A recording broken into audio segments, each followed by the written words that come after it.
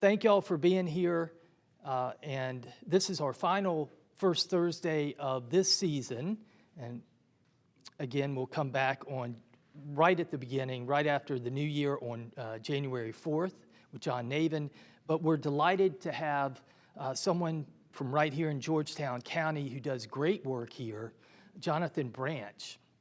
And Jonathan is the director, or the coordinator of Reentry Services, a program with Georgetown County Sheriff's Office. And the program helps prison inmates earn certification in high-demand trades, including HVAC, electrical, and plumbing. Over the past 15 years, the program has successfully produced over 300 graduates with a recidivism rate of less than 1%. So yeah, less than 1%. So that's pretty amazing. Jonathan moved down here with his family from Charlotte, North Carolina, the old North State, or as we like to say down here, the Lesser Carolina. But he's loving it here on the coast at the good Carolina now, and is doing great work, continuing that good work with the Reentry Services program. So please welcome Jonathan to tell us about how that program changes lives across Georgetown County and beyond. Thank you. Thanks for the introduction. This better be good now, right? But we've got a lot of past success, right, in the reentry program. Like Dan said, the reentry program started about 15 years ago. COVID happened, to the reentry program, just like it happened to the rest of the world. And then, on the back end of that, the director of the program who started the program, Debbie Barr, retired. And then there was about a 6-month gap between her retirement and my arrival. So you can imagine kind of what all those circumstances sort of did to the program. It kind of lagged, limped along for a little while. Not a lot was happening, which was pretty much necessary, right, given the COVID circumstances and all those things. And so I got started with the program in August of last year, so not quite a year and a half in, and we're really working hard to kind of get things up and running again, get things reestablished. There were a lot of incredible things that Debbie had in place. The more I meet people and talk to people and learn about what the past of the program was, the more amazed I am at how she just kind of intuitively knew what to do, knew what these men in these situations needed, and how to provide that for them. And so I'm really grateful for the opportunity and for the trust, to be able to come in and try to revive that program, bring it back, and also to try to implement some new things. A lot has happened in the reentry field in the past 20 years, a lot of research.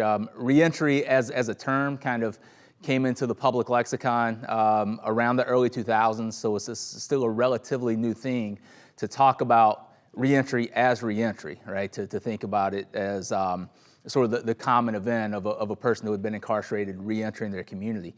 And so, of course, as we've come into this reentry moment in the United States and this focus on reentry, a lot of research and a lot of evidence has come into place that wasn't around when Debbie started, and that's what's so amazing about what Debbie did, right? She didn't maybe have all of that research available to her, and yet she still was doing things that researchers now are proving are effective for reentry. So I'm really grateful for what she did, and I'm grateful for the opportunity to come along and try to reestablish that and then add some new pieces. My family and I moved here permanently about a year and a half ago. We probably would have moved sooner. Our oldest son asked if we'd wait till he graduated high school before we moved, and so we said, sure, you're a good kid, you got good friends, so we'll stick around for a while. He's at the University of South Carolina. My apologies to the Clemson fans in the building. But he's there studying biochemistry, and our youngest son is at Waccamaw Middle School and enjoying things there. We're thrilled to be here. I was telling Dan, living outside of Charlotte, we were about 2 hours away from the mountains. And I think the first 20 years my wife and I were married, we might have gone to the mountains 3 times.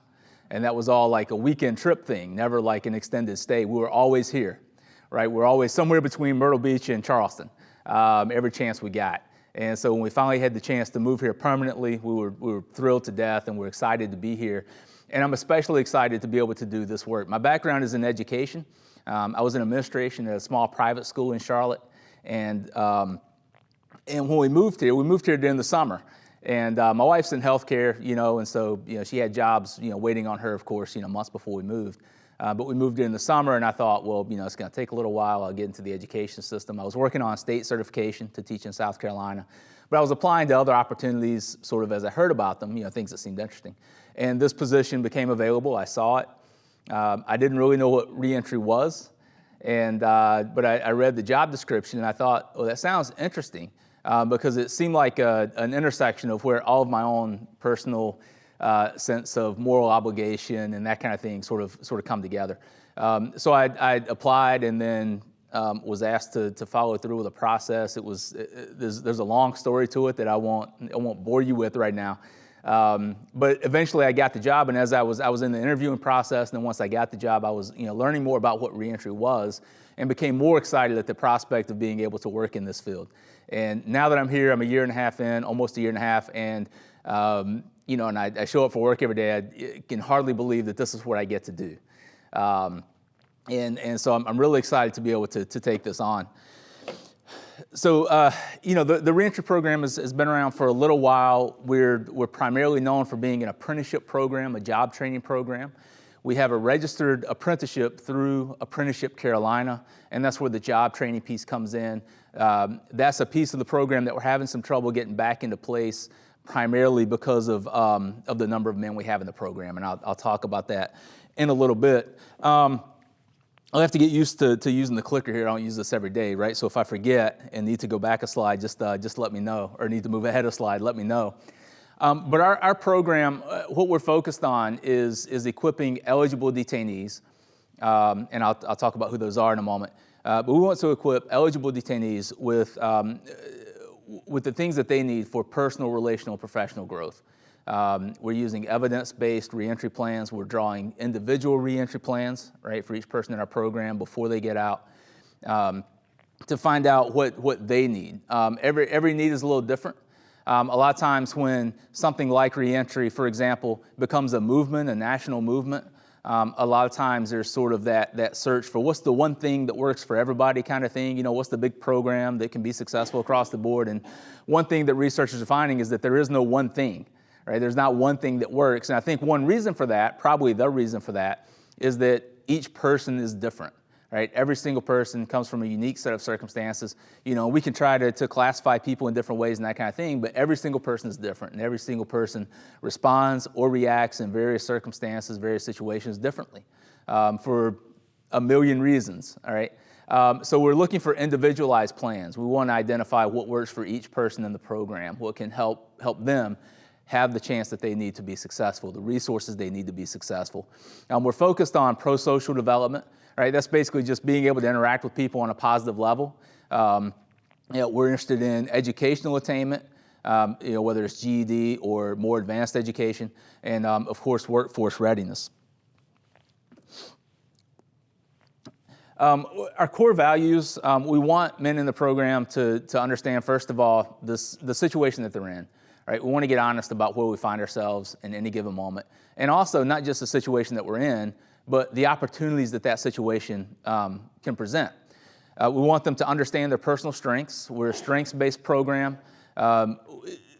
We are implementing some of what's called a risk needs responsivity model, which has been proven to be effective, where we identify some of the needs and some of the risks that people find for themselves. But we don't fixate on those things. We don't fixate on the deficits, right? We want to fixate on the strengths and the opportunities for success and what's required to be successful. Of course, we emphasize integrity. For us, that means we want each person in the program to be committed to developing their whole self and committed to taking advantage of every opportunity in the program. And then also we're committed to community. And for us at the detention center, community means a community that's formed for the people involved in the program, the folks who are incarcerated, the clients, we call them often, the clients, the volunteer instructors who come in, the folks from Howard Adult Education Center who come in, also the correctional officers and administration, and the members of the sheriff's office, right? We form a community together, and so in that sense of community, we all have obligations to each other, just like anyone in the outside community has obligations to each other. So those are the things that we try to stress in the program. Reentry success for us, a lot of times, a word that has become more common is the word recidivism. Sometimes it takes some practice to be able to pronounce that rightly. It takes even more practice to be able to understand what it is. Recidivism is not a universally defined concept necessarily. On its face, it just means a person who was incarcerated gets out and then ends up back in incarceration again. So generally, that's what recidivism means. But how do we measure that? Right? Do we measure that over 1 year, 3 years, 5 years, a lifetime? Do we measure that, does it include, say, a technical parole violation that might be something that wouldn't have ended, had a person locked up before? What populations are included in recidivism measures, right? So it's kind of a broad term with a difficult definition, and it can be challenged from all different points of view. And while we definitely want to see recidivism drop, right, decrease, and like Dan said, the history of our program, we've seen incredible success, right? To our knowledge, we have almost zero recidivism, right? Less than 1%. As far as we know, that's based on the years that we follow up with these men in the program. But when I go on and meet with these men, and we work exclusively with men who are incarcerated with the South Carolina Department of Corrections, who are eligible to transfer to our program, right? So I want to clarify that. So when I go out and meet with men, 30 days, 60 days, up to a year after they're out of the program, we're looking for other factors, right? I'm not just walking up to a guy and saying, hey, have you done anything that's going to get you locked up if somebody knows about it, right? Because we want to reduce recidivism. That's not the point, right? What we're looking for is we're looking for other indicators of success in each of these 3 areas. So I've got 4 traits listed for each of these 3 areas, for example, and then I have a form that I use that has indicators for each of these traits.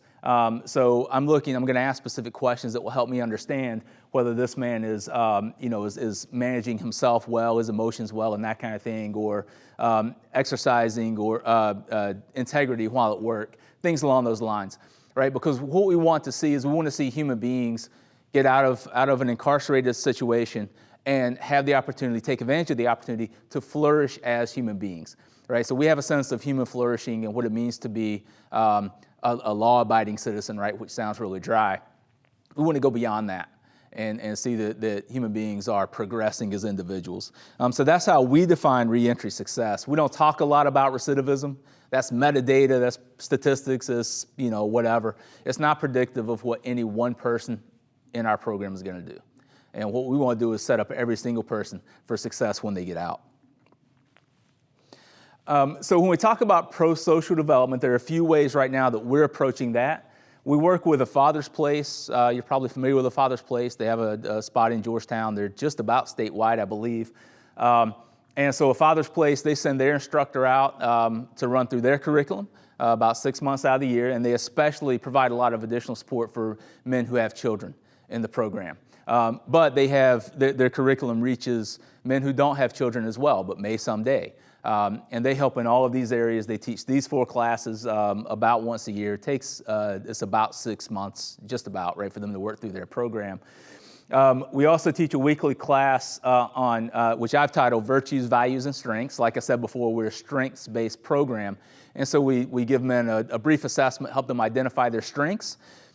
The things that don't count as their strengths, right, or don't rate highly for them on this assessment, we don't call those weaknesses, right? We just say that's an area that you're not as naturally strong in.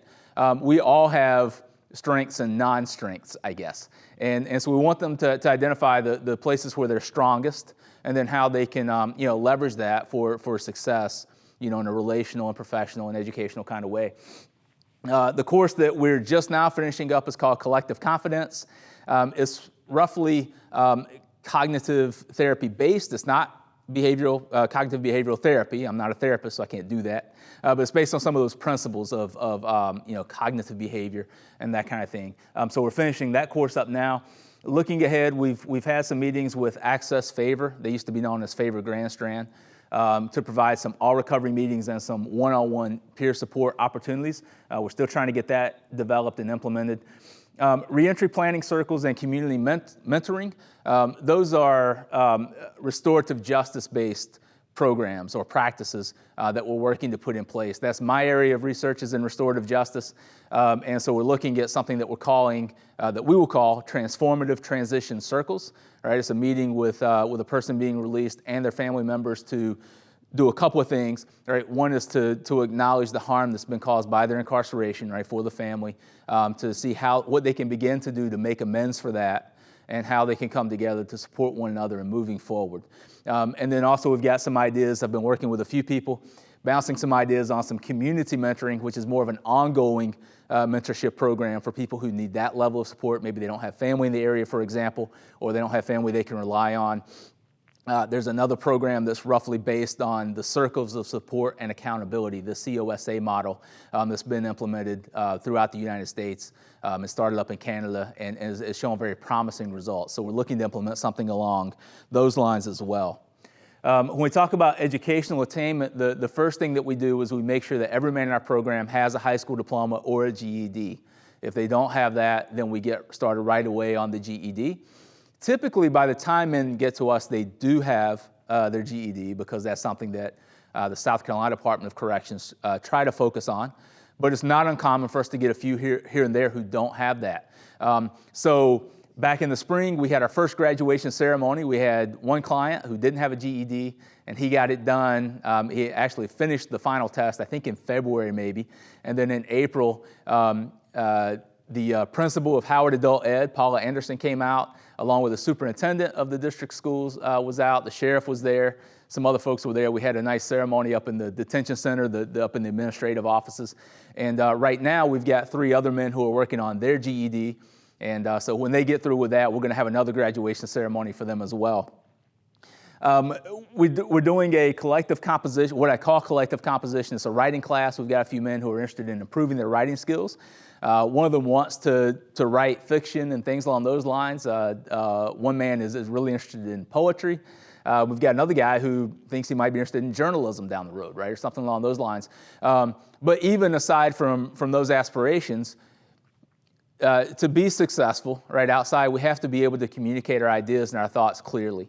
And so we want to make sure that they have the foundational skills for writing effectively, and for communicating their ideas in ways that they can be heard and understood. We've even done piano lessons. It was a great story. We had a guy, he's not with us now, but he was interested in music, and when he came into the program, he seemed to carry himself kind of, he was having some difficulties. I mean, I certainly wouldn't even try to diagnose anything, but I could tell he was having a difficult time adjusting and interacting with others and those kinds of things, but he was interested in music. Well, wouldn't you know it, for probably 15 years, there's been an electronic keyboard sitting up in the classroom. Nobody knows how it got there, why it was there, but we put it down, it worked. And so we got him started on some piano lessons. We could take his Chromebook and we could log him into a program. We could set it on top of the keyboard. If he played a note wrong, the Chromebook told him he was playing it wrong, and he had to repeat it until he got it right. The first week, by the end of the week that he got started on his piano lessons, his whole demeanor changed. He started carrying himself differently. He was interacting with others differently.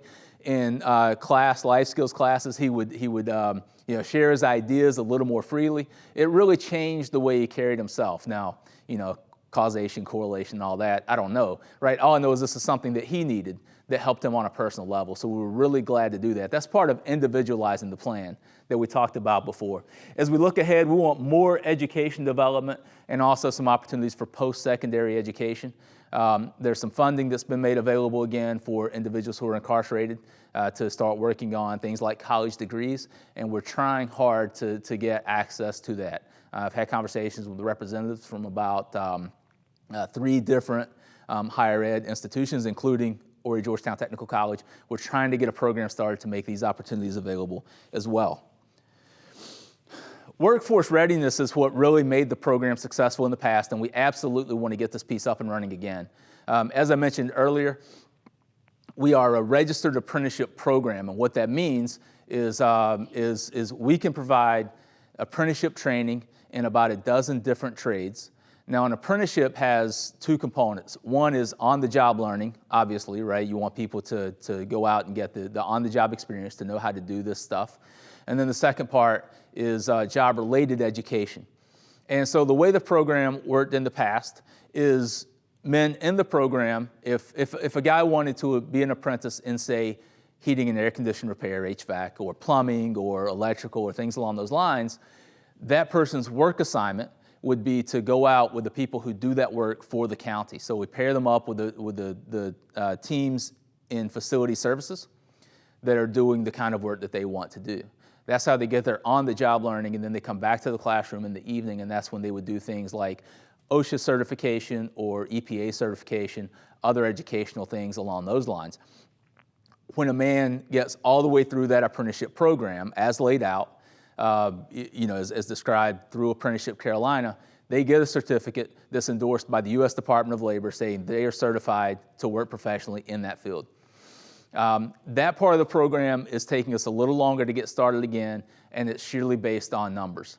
With COVID and all the things that happen surrounding that, our numbers of men in the program dwindled to about 12. And all of those men are assigned to positions that have to be filled in and around the detention center.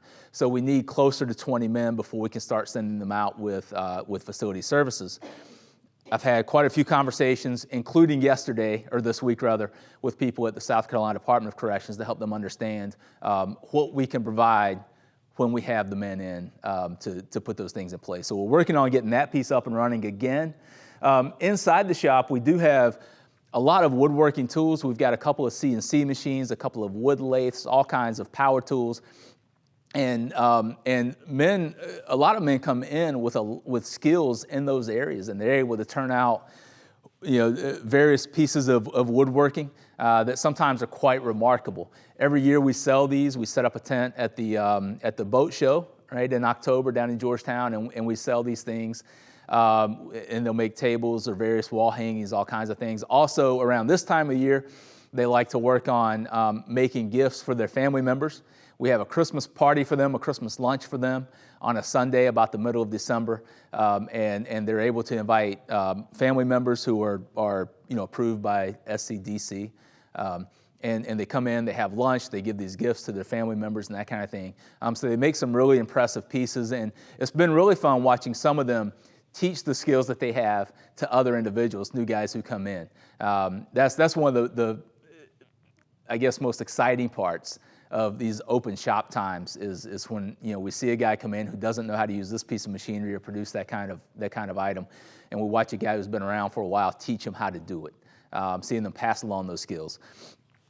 Carpentry, we have a carpentry class that right now is building a boat. You may have seen this on Facebook. They're building about a 17-foot boat.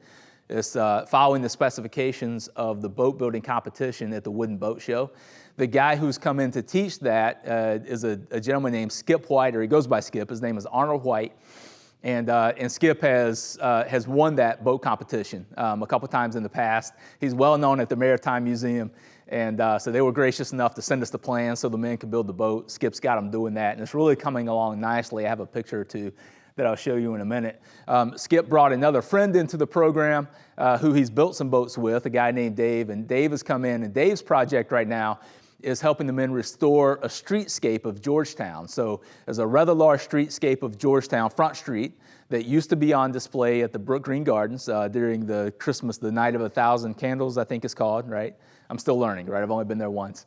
But this used to be on display there. Al Joseph, city council person for Georgetown, got Brook Green to give the city the streetscape, but it needs some restoration. And so Dave is working with a couple of guys to restore that thing, and they're starting to make some progress. We're really excited about that.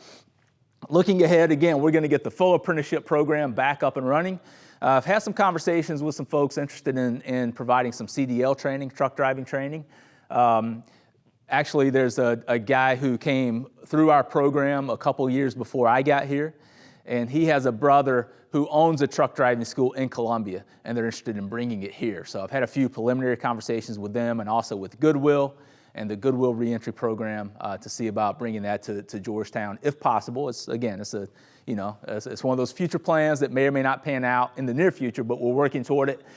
Computer and technical certification, IT certification, things along those lines are other pieces that we're trying to get into place pretty soon. When we talk about reintegration services, we do a few things with the men once they're in the program. First thing is we make sure they've got the documentation that they need. We take every guy to get a birth certificate if they don't have that.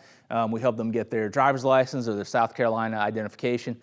We help them get their Social Security card if they need that replaced. Jobs and housing, we provide employment support. Our goal is to have every man, before he gets out, a job waiting on him. And we've had just a couple of men released since I've been here. One was right after I got here, and he's doing great, but he kind of doesn't count because it wasn't really the program. But he's doing great. He's in Charleston, working a job. He's in a good place. The other two men both had jobs waiting on them when they got out. One was able to pick his start date. It was, and he got out, I think, on a Thursday and started work on a Monday.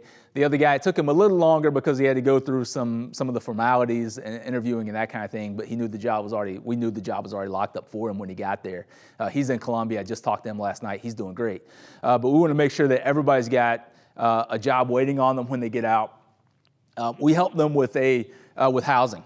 So if they're going to stay here in the Georgetown area especially, we work with an organization called Amazing Journey. It's a nonprofit that was set up just to fund this program. And Amazing Journey will put out the first month's rent, the last month's rent, the security deposit, the utility connections that a man needs to get started into a rental property, right? To get him moved in. So Amazing Journey provides the funding for that. We give them a cell phone with at least 90 days of prepaid service. We help them with transportation. Amazing Journey budgets $5,000 per person getting out, and there's some funding for additional support if necessary. I follow up with case management for at least 12 months after the men get out. I've been to Columbia a few times, been to Charleston a few times, right? Following up with these men, making sure they're doing okay, connecting them with other resources if they need that, right? Making sure they've got everything they need to stay successful moving forward. As I mentioned, we're supported by Amazing Journey. Amazing Journey pays for just about everything that goes on inside that reentry building. The reentry building is an old warehouse. It's been converted into a workshop. There's a little barber area in there, an office, and a classroom. Amazing Journey pays for all those classroom supplies, all the machinery that we use, the materials that we use. And like I said, they budget at least $5,000 or up to $5,000 per person. And again, there's some additional funds for special cases that we can tap into. Club 142 United is an organization that, as I understand, has about 500 members spread across several states. They're an outstanding organization, a group of women who, when we get a guy settled in Georgetown after he gets out, Club 142 makes sure that house is ready to live in. They show up, they make sure it's clean, they stock it with furniture, they stock the pantry and the refrigerator, they make sure the guy's got clothing and shoes to wear, a TV, right? Everything they need so that home is ready to move into. I saw this happen once because we've settled only one person in Georgetown since I've been here. And I went home that night and I told my wife, I said, Club 142 showed up today. And she said, well, you knew they were coming, right? She didn't really know how to take what, because I didn't know what to say. I was kind of amazed by what I'd seen. And she said, well, you knew they were coming. I said, yes. It was one of the most amazing things I've ever seen in my life. I mean, we got to the house and they showed up, 142 showed up. And one of them said to me, help my husband move this thing in there, and then you and your guy get out of here and come back in a few hours. So we took off.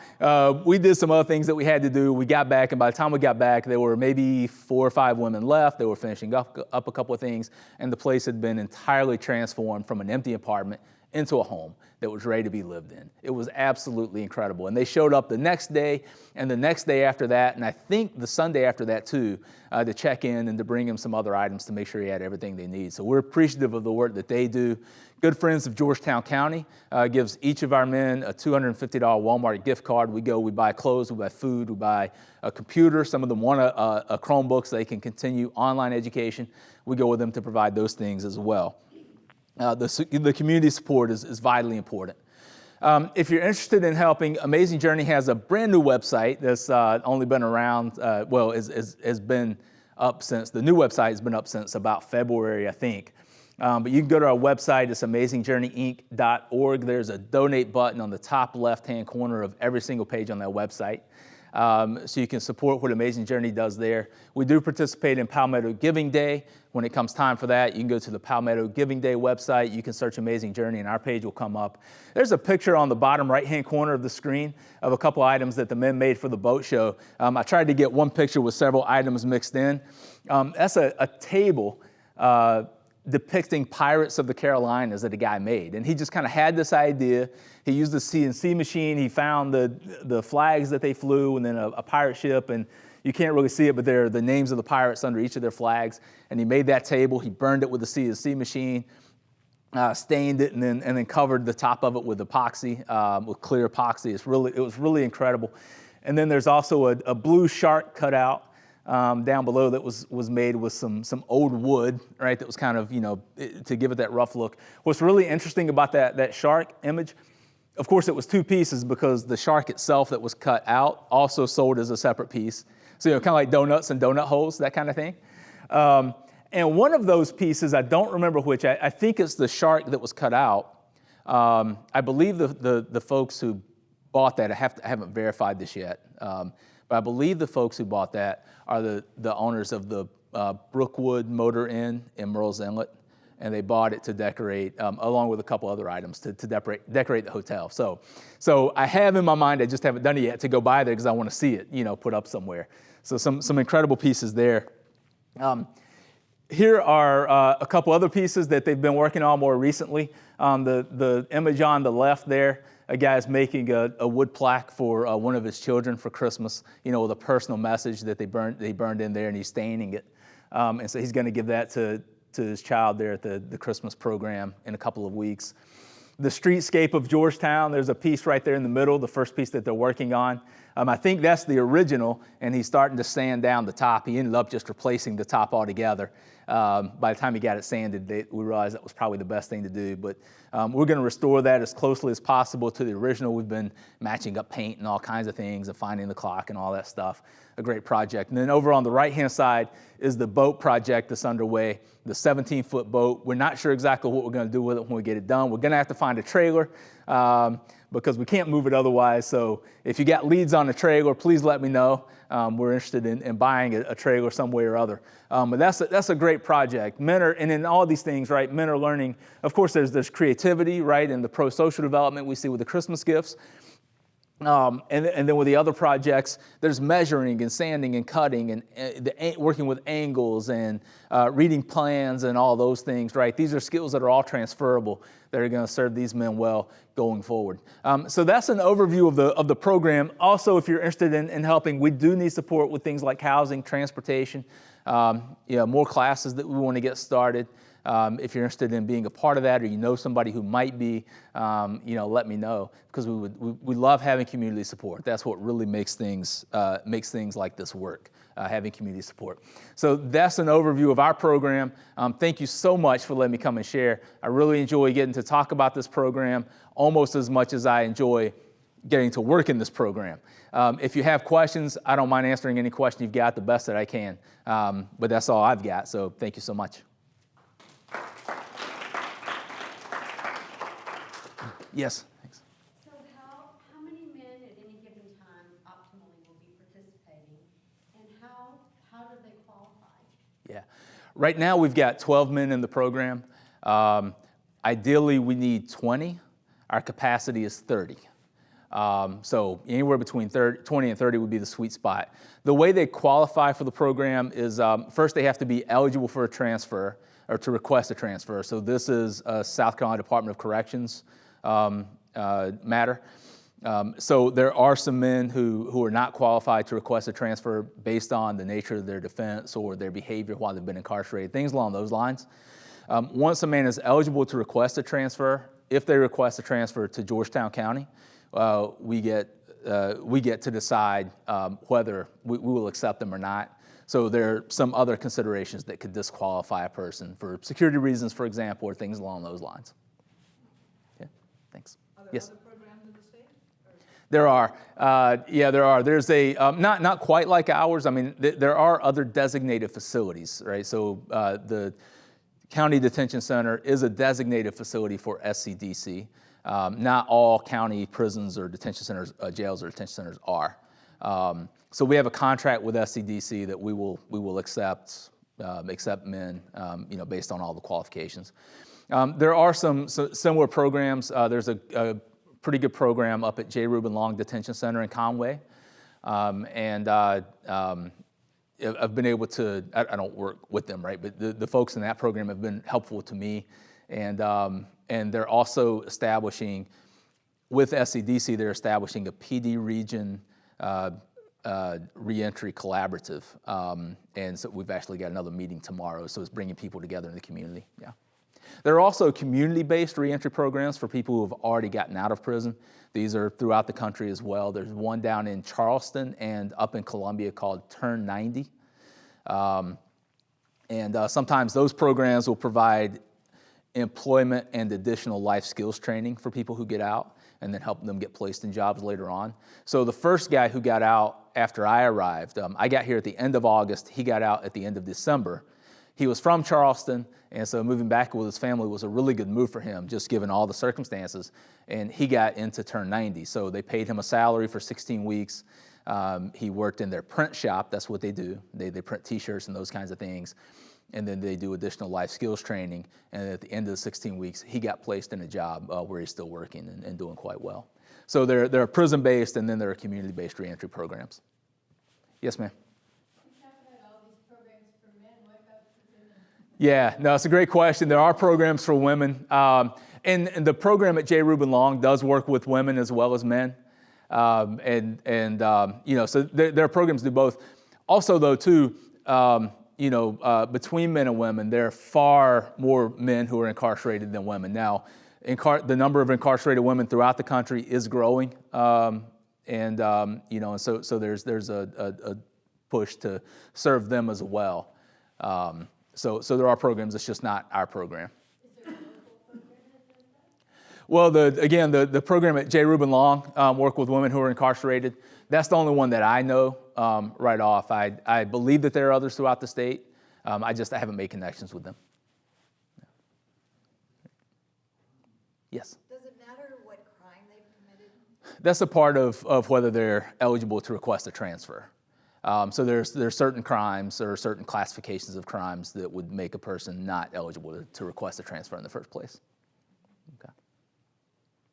Right. Yes?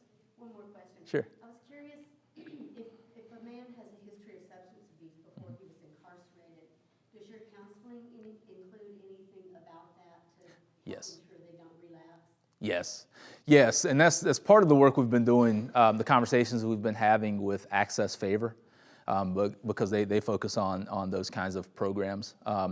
What does make things difficult for us, one thing that is a challenge, is that in Georgetown right now, in Georgetown itself, right, there are very, very few substance abuse programs. There is, I'm never sure if I pronounce it quite right, there is an Al-Anon, an Alano House or Alano House, I'm not sure which way you say that, in Georgetown that, as I understand, does pretty well, but that's about it. There's just not a lot else going on yet. And so we're trying to, again, we're working with Access Favor to try to get some things like that in place in Georgetown. Yeah. There are lots up here in Pawleys, right?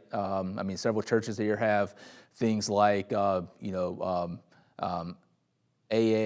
NA, the Celebrate Recovery Program, and things along those lines. But Pawleys is a bit of a ride for a guy who's living in Georgetown working, a lot of times these jobs, they work 50 or 60 hours a week, right?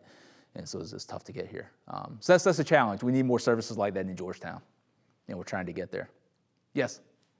So kind of going back to the question about women,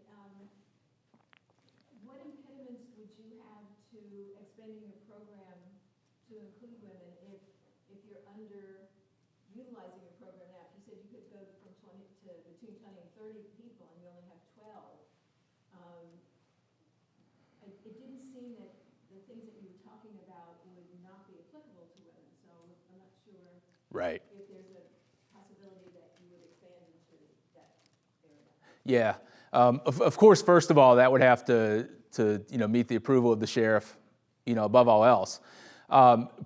Me personally, I wouldn't object to it, assuming we had, again, a lot of the program, as I've described it, we're still trying to get back in place, right? Still trying to get that stuff established. So, if we were in a spot where the program were fully established and really click along, and we had the right administrative support, I don't see why that's not a possibility. But again, it would have to start with the sheriff and move on from there. Yeah. If they're coming from any SCDOC prison, or is there, do they have to be connected to Georgetown? And then is it like a swap, or do they, pay us to take the prisoners, or, and also I was gonna ask, is there a release date coming up? Because it's like reentry, so do they need to be released soon, to be in the program? Yeah. So your first question is, where do they come from? As long as they're eligible to transfer from SCDC, they can come from any facility in SCDC. So we get them from all over. We get men from all over the state. A lot of times, typically men in our program are not from the immediate area, and that has a lot to do with security concerns, things along those lines. There's no kind of exchange or anything like that. We're just a designated facility, so a person can transfer. And then, what the financial arrangement is or anything along those lines with SCDC, I'm not. That's not really the area where I work, so I can't speak to that. I do know that if we were to talk about a cost benefit kind of thing, right? That's an analysis that gets done in programs like this a lot of times. I personally don't have the stomach for it, but a lot of times programs like this will get justified or will get supported based on the cost benefit analysis, right? Well, having these men saves the county this much, blah blah blah. I can't speak to that, but it does. I mean, if we have a guy in the program, right, who is putting in 40 or 50 hours a week for facility services, well, that certainly helps them, from a financial standpoint. Helps the county from a financial standpoint. But those are some of the areas that are outside of where I work, or where my attention is, I guess. If you're going to take them like today, do they have to have a 2025 or 26 release? The release date. Yeah, sorry, I forgot about that part. So we require men to still have at least 18 months left on their sentence. And then we have some men who have more. If a guy has 3, 4, 5 years left and wants to transfer, I mean, we'll continue to work with them up to the end, to their release date, and then for a year beyond. But we do want to make sure that they have at least 18 months. Right now, as we're trying to get the program reestablished, we've trimmed that back to 12 months. But we're not going to accept somebody who's getting out in 3 or 4 months, because that's not really our program hasn't served them for us to justify providing all the support that we offer, right? Does that make sense? We want them to go through our program to get those benefits. You say we, is it just you or the other? Sorry, yeah. I hate talking in first person when I'm talking about something big. I am the coordinator and the director and the scheduler and the primary instructor. Yeah, I'm the only paid person doing this. So it's just me and a few volunteers. You have circling up there. What is circling? Yeah, circling is based on a restorative justice framework. And so when I mention possibility of helping with circling, something to think about in the future, that's that kind of that community mentoring type thing. Yeah. All right. Yes. Are your inmates housed in Georgetown County, like a general prison facility, and they come out for the program, or you have a standalone facility where they live? Yeah, they're housed in the detention center, and there's a certain block that's designated for them. And then our reentry building is on detention center property. It's inside the gate, and so they come across not really a yard, but the little space and walk in, and then back in. Yeah. Okay. All right. Will that change with the new facility? It's not a question I can answer. I haven't been involved in those plans at all, so we'll see. All right. Thank you again. I'm sorry. So how long was it existing before you came? Before you started working? What was that? I'm sorry. How long did the reentry service, had it been existing before you? Yeah, I believe the program started in 2007. Yeah, so we're going on 17 years. Yeah. Right. All right. Thank you again. I really appreciate it. And yeah, thank you so much. Thank you so much to Jonathan, and this will be online soon. Aaron Brickell has videoed it, so even more people will get to see and hopefully pitch in and help out and expand the we so that it's not just too much of the I here with Jonathan, but it's great work he's doing. And thanks again, Jonathan.